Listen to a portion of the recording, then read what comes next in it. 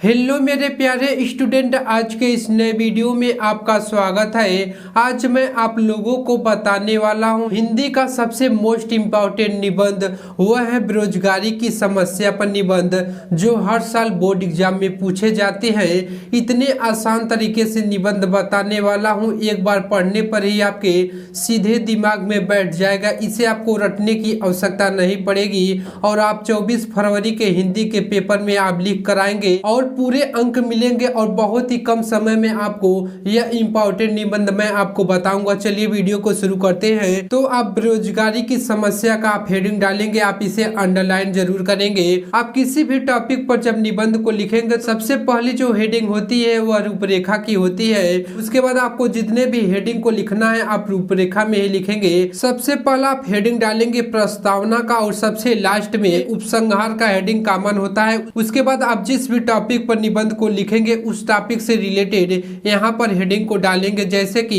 दूसरा number heading डालेंगे बेरोजगारी से तात्पर्य, तीसरा नंबर डालेंगे समस्या के कारण, चौथा नंबर हेडिंग डालेंगे समस्या का समाधान और लास्ट में जो हेडिंग होती है वह उपसंहार की होती है। उसके बाद आप सबसे पहले आप हेडिंग डालेंगे प्रस्तावना का। इसमें आप लिखेंगे स्वतंत्रता प्राप्त करने के बाद से ही हमारे देश में अनेक समस्याओं का सामना करना पड़ा, यानी कि जब हमारा भारत देश आजाद हुआ था उसके बाद ही हमारे देश में बहुत सी समस्याओं का सामना करना पड़ा था। तो आप इसी तरह से लिखेंगे इनमें से कुछ समस्याएं का तो समाधान कर लिया गया है, किंतु कुछ समस्याएं निरंतर विकट रूप लेती जा रही हैं। जैसे कि बेरोजगारी की समस्या भी ऐसी ही एक समस्या है। हमारे यहाँ अनुमानतः लगभग 50 लाख व्यक्ति प्रति वर्ष बेरोजगारी की पंक्ति में खड़े हो जाते हैं। हमें शीघ्र ही ऐसे उपाय करने होंगे जिससे इस समस्या की तीव्र गति को रोका जा सके। तो आप इसी तरह से लिखेंगे।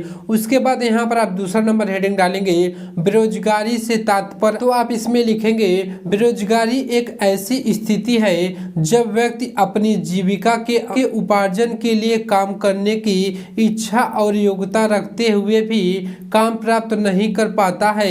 यह स्थिति जहां एक और पूर्ण बेरोजगारी के रूप में भी देखने को मिलती है। उसके बाद यहाँ पर आप नेक्स्ट हेडिंग डालेंगे समस्या का। इसमें आप लिखेंगे भारत में बेरोजगारी की समस्या के अनेक कारण हैं जो निम्नलिखित है। यहाँ पर आप कोड नंबर लिखेंगे। इसमें आप लिखेंगे जनसंख्या में निरंतर वृद्धि। तो इसमें आप लिखेंगे बेरोजगारी का पहला और सबसे मुख्य कारण जनसंख्या में निरंतर वृद्धि का होना है, जबकि रिक्तियों की संख्या उस अनुपात में नहीं बढ़ पाती है। भारत में जनसंख्या लगभग 20% वार्षिक दर से बढ़ रही है। इसी तरह से आप लिखेंगे।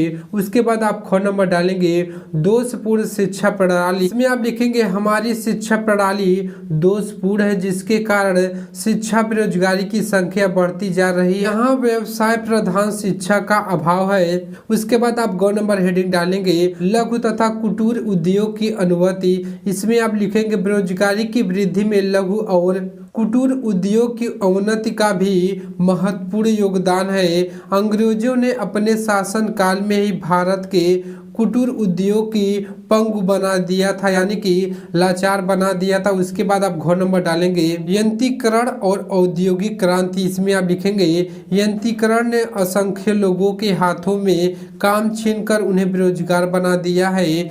अब देश में स्वचालित मशीनों की बाढ़ सी आ गई है। उसके बाद आप यहाँ पर नेक्स्ट हेडिंग डालेंगे समस्या का समाधान, यानी कि हम समस्या का समाधान कैसे पा सकते हैं। इसमें आप लिखेंगे बेरोजगारी की समस्या को दूर करने के लिए निम्नलिखित सुझाव प्रस्तुत किए जा सकते हैं। तो यहाँ पर आप सबसे पहला कारण लिखेंगे, क नंबर डालेंगे जनसंख्या वृद्धि पर नियंत्रण। बेरोजगारी को कम करने का सब प्रमुख उपाय जनसंख्या वृद्धि पर रोक लगाना चाहिए। आप इसी तरह से एक एक हेडिंग को अच्छे हैंडराइटिंग में लिखेंगे, तभी आपको पूरे अंक मिलेंगे। यहाँ पर आप ख नंबर हेडिंग डालेंगे शिक्षा प्रणाली में परिवर्तन। भारत में शिक्षा प्रणाली को परिवर्तित कर उसे रोजगार उन्मुख बनाया जाना चाहिए। उसके बाद आप ग नंबर हेडिंग डालेंगे कुटीर और लघु उद्योग का विकास। इसमें आप लिखेंगे बेरोजगारी कम करने के लिए अति आवश्यक है कि कुटीर तथा लघु उद्योगों का विकास किया जाए। इसके बाद आप घ नंबर हेडिंग डालेंगे कृषि के सहायक उद्योग धंधों का विकास। इसमें आप लिखेंगे कृषि प्रधान देश होने के कारण भारत में कृषि में अर्ध बेरोजगारी व मौसमी बेरोजगारी है। उसके बाद आप सबसे नेक्स्ट हेडिंग डालेंगे उपसंहार का। इसमें आप लिखेंगे कि संक्षेप में हम कह सकते हैं कि जन्म दर में कमी करके, शिक्षा का व्यवसायीकरण करके तथा देश के स्वायत्तशासी ढांचे और लघु उद्योग धंधों के प्रोत्साहन से ही बेरोजगारी की समस्या का अस्थायी समाधान संभव है। जब तक इस समस्या का उचित समाधान नहीं होगा तब तक समाज में न तो सुख शांति होगी और न तो राष्ट्र का व्यवस्थित एवं अनुशासित ढांचा खड़ा हो सकता है। तो आप इसी तरह से बोर्ड एग्जाम में आप निबंध को लिख कर आएंगे तो आपको पूरे अंक मिलेंगे। यदि वीडियो पसंद आए तो वीडियो को लाइक, सब्सक्राइब और ज़्यादा से ज़्यादा अपने दोस्तों के पास शेयर करें। मिलते हैं नेक्स्ट वीडियो में। जय हिंद, जय भारत, वंदे मातरम।